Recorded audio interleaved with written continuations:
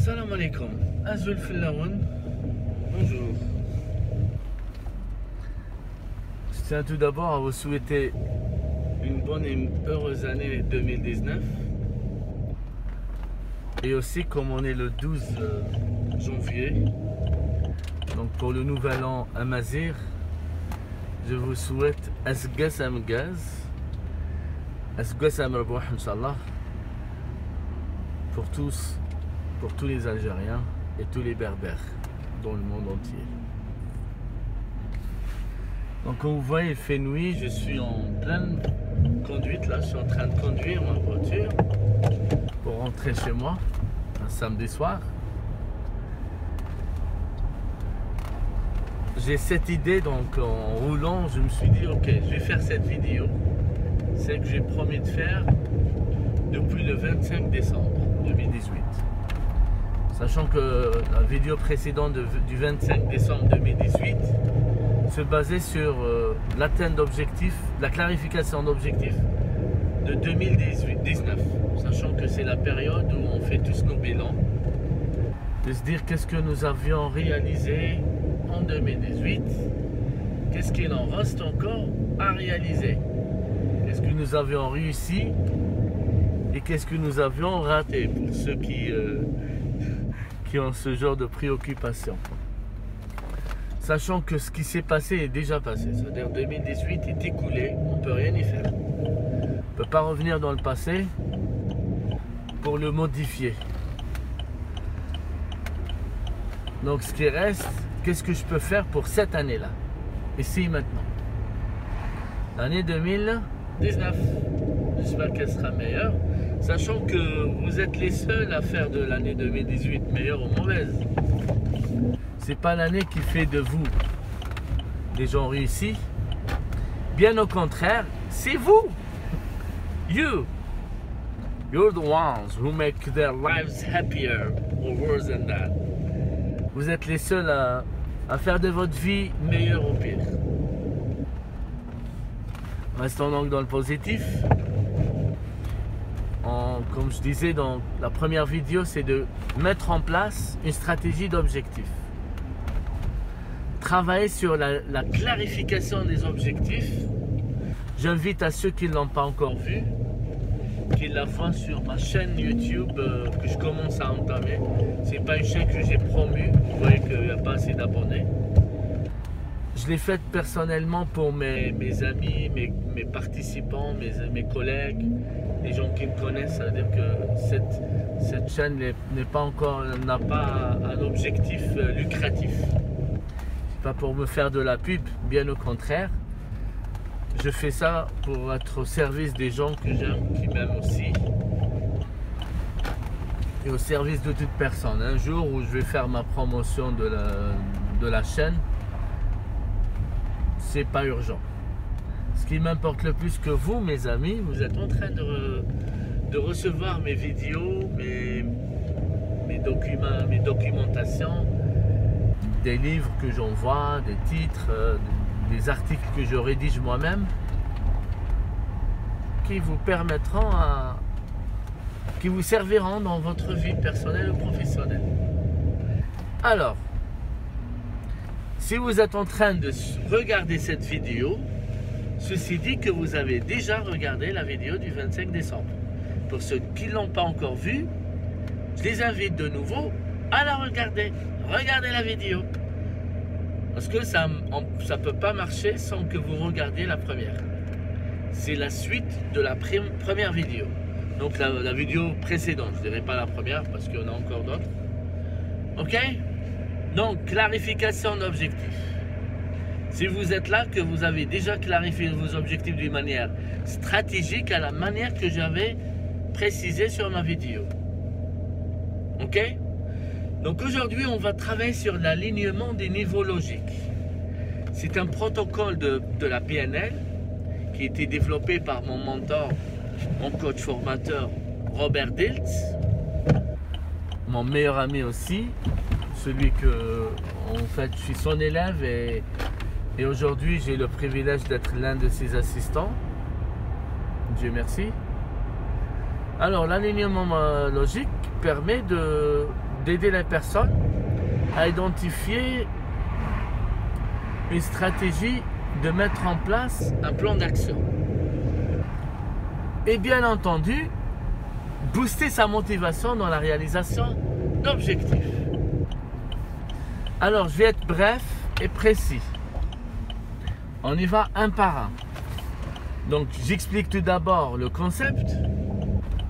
Le concept se base sur une métaphore de soit des escaliers, une pyramide en 6 étapes, en 6 niveaux, ou bien on va dire, allez, déjà j'aime bien quand on le fasse sur un alignement, sur une ligne comme ça, en 6 étapes. Première étape, c'est l'environnement. Ça veut dire l'environnement d'atteinte d'objectifs. Dans quel environnement vous voulez réaliser votre objectif? C'est un environnement, il y a bien entendu un lieu, un temps et des personnes, si ça nécessite qu'il y ait des personnes pour l'atteinte d'objectifs.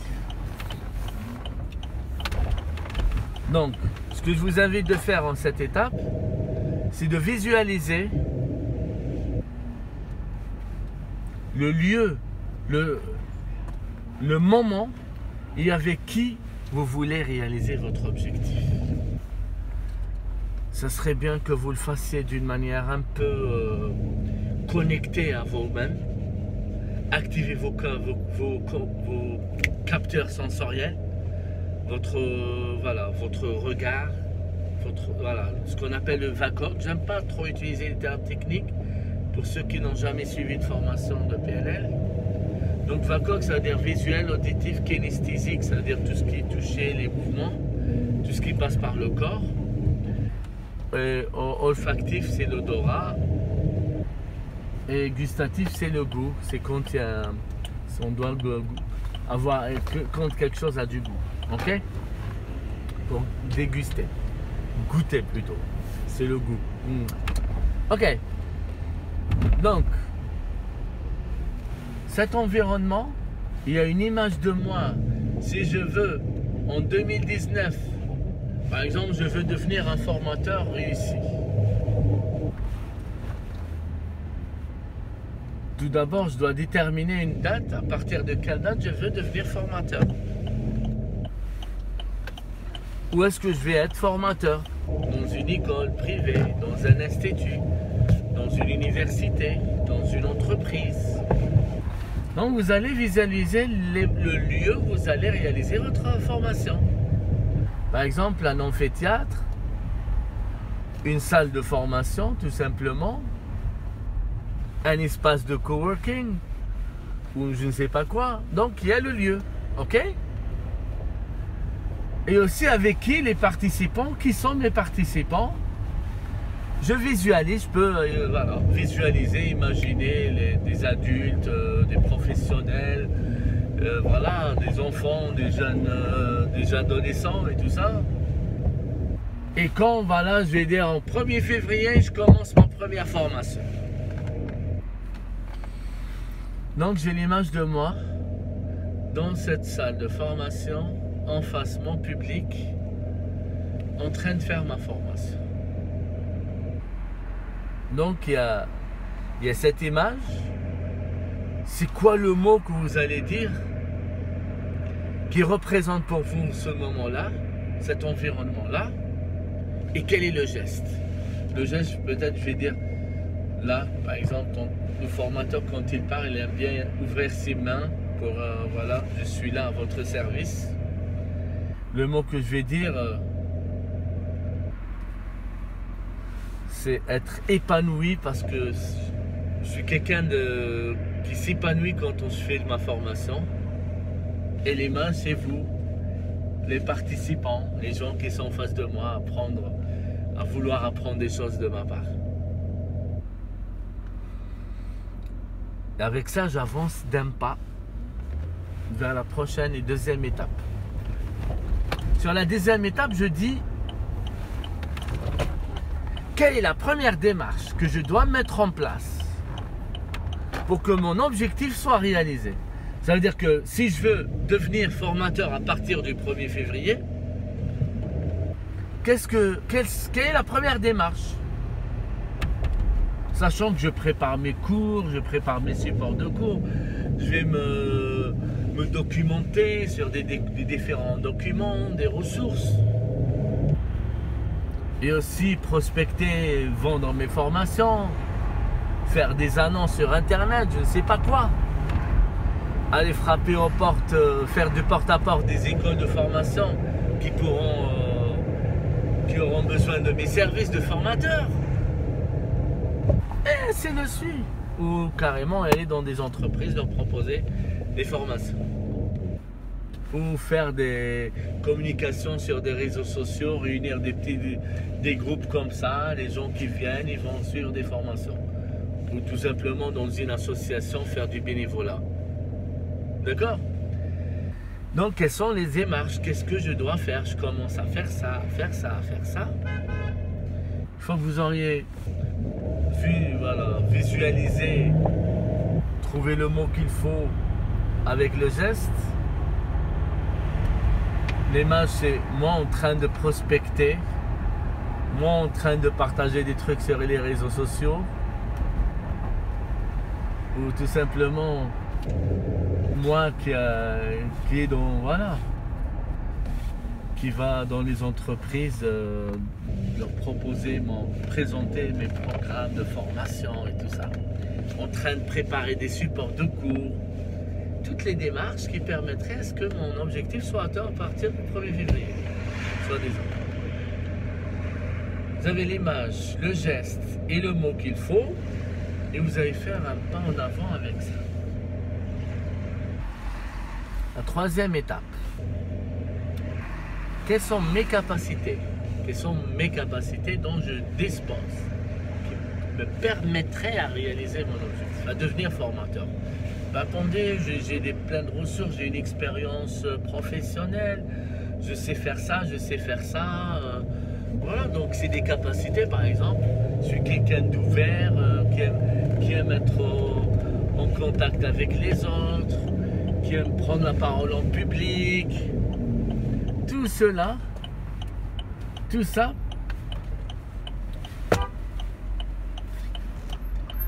me permettra à ce que j'ai voilà mes capacités qui pourraient m'aider à devenir formateur. Ou bien voilà, j'ai besoin d'autres compétences. Ça nécessite que je fasse une formation en pédagogie, formation de formateur ou autre. Donc quelles sont les capacités dont je dispose, ou quelles sont les capacités dont j'aurai besoin pour devenir formateur à partir du 1er février. Ok? Voilà, c'est un exemple que je donne et qui tombe à pic. Je suis déjà formateur, ça fait des années. Ok? Avec l'image, le geste et le mot qu'il faut, vous allez avancer d'un pas vers la quatrième étape. Il y a un cortège à côté. La quatrième étape, c'est au niveau de ce qu'on appelle le niveau de croyance et valeur. En quoi c'est important pour moi de devenir formateur? Bah oui, c'est vital de devenir formateur pour moi. J'aime bien faire de la formation. J'aime bien être au service de l'autre. Eh ben, c'est possible aussi. Je suis capable. Et ça vaut le coup parce que être formateur, ça veut dire être épanoui dans la formation, être au service de mes participants, transmettre mon savoir-faire, permettre à ce que les gens évoluent, contribuer au développement des entreprises. Voilà. Donc, ceci sont des valeurs et des croyances aidantes qui m'aideraient à devenir, bien entendu, formateur à partir du 1er février.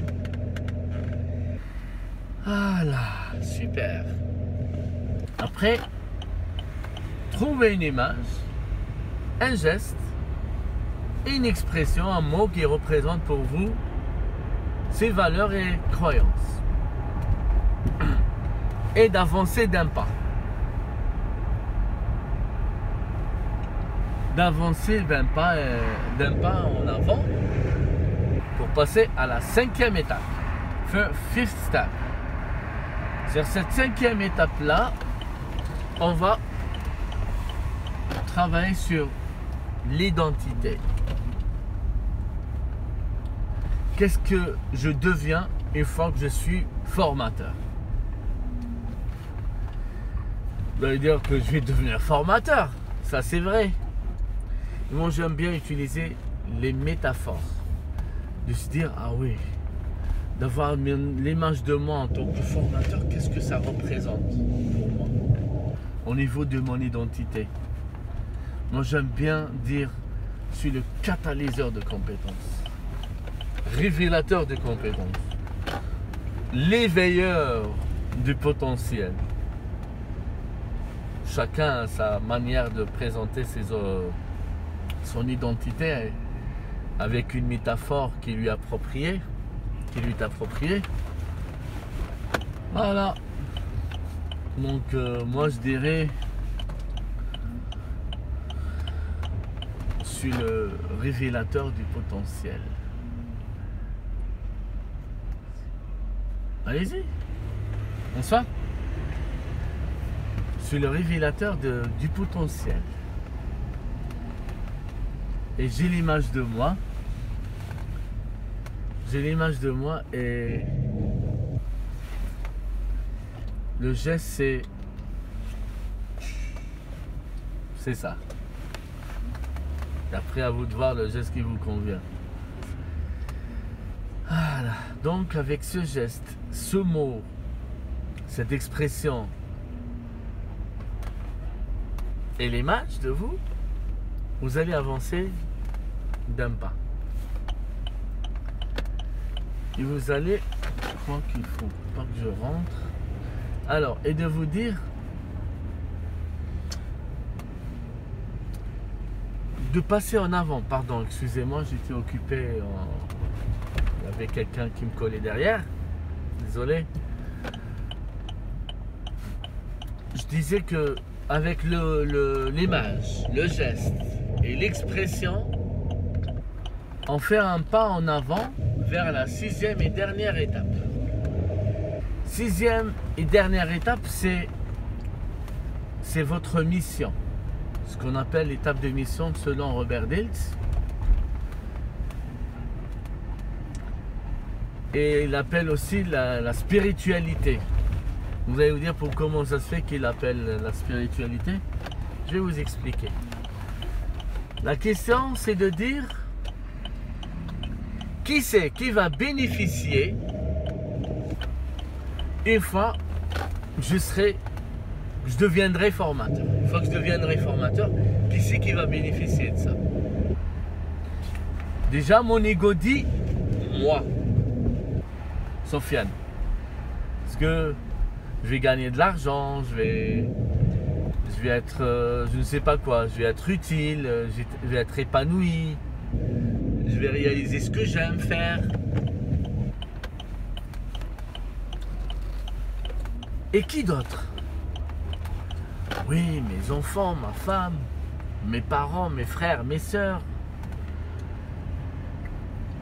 mes participants qui vont participer à mes formations, l'entreprise, s'il s'agit d'une entreprise, l'école de formation, lorsqu'il s'agit d'une école de formation, la société, parce que ces gens-là vont apprendre de belles choses et qui vont être utiles à leur famille et à la société en général, à l'évolution du niveau intellectuel de mon patelin, de mon pays, du pays où je vis. Et aussi l'évolution économique, parce que dire des personnes compétentes, dire de la performance professionnelle, dire de la performance professionnelle, dire la rentabilité économique. Vous allez voir que les niveaux d'appartenance évoluent du soin vers un niveau plus élevé. Et aussi, il y a un point que je vais vous révéler, ce qui me concerne moi personnellement. J'ai choisi de devenir formateur, et ça date de décennies, de 2 ans, de 2 décennies en arrière. Ça fait près de 20 ans que je suis formateur, pour votre information. Et le jour où j'ai voulu devenir formateur, je me suis dit, j'ai lu dans le domaine de la religion musulmane que thalathatun min al-a'mal la tantahi. Ibn salihun yad'u lahu bil khayr, sadaqatun jariyah wa 'ilmun yuntafa'u bih. Ça, c'est le travail qui est éternel. C'est-à-dire, même si vous êtes mort, vous allez disparaître de ce monde, les hasanats continuent à contribuer pour vous, même après votre décès. Si vous donnez un savoir, qui est bénéfique à la société et qui, bien sûr, qui s'aligne aux valeurs de l'islam ou les valeurs religieuses dans toutes les religions du monde. C'est pour ça que j'ai plus de motivation, de volonté de faire de la formation. Et j'y tiens encore et encore à rester formateur. Pourquoi pas, même après ma retraite, une fois que j'ai vieilli. Et d'après même Stephen Covey sur la 8e habitude, ceux qui ont déjà vu les 7 Habits, il y a la 8e habitude où il parle de passer off. Passer off, c'est-à-dire le transmettre. Une fois que vous avez réussi tout va bien, il fallait pas mourir et l'enterrer avec vous. C'est ce que vous avez appris dans la vie, il faut le transmettre. Le transmettre pour qu'il continue. Lui, il ne connaît pas la religion, mais dans notre religion, il faut le transmettre pour qu'il contribue à l'hasanat. Qu'est-ce qui est mieux de ça? Donc, voilà pourquoi il y a cette spiritualité dont je vous parlais. Robert Dilts aussi parle de la spiritualité. Donc sa religion n'est pas musulman, mais la spiritualité, ça s'aligne dans toutes les religions, même ceux qui ne sont pas croyants. Voilà, donc si vous vous alignez sur ces 6 niveaux logiques là, vous allez voir le niveau de la motivation évolue et augmente. Voilà, donc de là, je crois que j'ai bien... Alors, j'ai fini ma vidéo là. Non, j'ai fini mon intervention, mon accompagnement sur l'alignement du niveau logique. Ce que je vous invite de faire, de regarder cette vidéo plusieurs fois, comprendre le concept des 6 étapes dont je vous ai parlé et prendre le temps pour vous à l'intégrer et la concrétiser pour mettre en place un plan d'action pour la réalisation de vos objectifs. Donc de 1, l'environnement, de 2, les comportements, comment vous devrez vous comporter pour que votre objectif soit atteint, quelles sont les capacités dont vous disposez et quelles sont les capacités dont vous aurez besoin pour réaliser votre objectif, en quoi c'est important pour vous, au niveau des valeurs et des croyances, combien vous y croyez vraiment, est-ce que c'est vraiment possible, vous en êtes capable, ça vaut le coup, vous le méritez aussi. Et après, qu'est-ce que ça évolue en vous, en tant que personne, votre identité, qu'est-ce que vous deviendrez une fois que vous avez réalisé votre objectif, et qui c'est qui va bénéficier de l'atteinte de l'objectif, vous, votre famille et tout ce qui en est. Et vous pouvez remonter dans le niveau d'appartenance jusqu'à la spiritualité. Donc voilà, de nouveau, à toutes et à tous, je vous aime beaucoup. Voilà, ne manquez pas de me faire des commentaires sur ma page YouTube, des suggestions d'amélioration, ou même je peux même répondre à vos préoccupations, à vos questions par rapport à ce que j'ai développé pendant cette vidéo. Sofiane Hamine, de nouveau, je vous embrasse tous. Au revoir. Merci.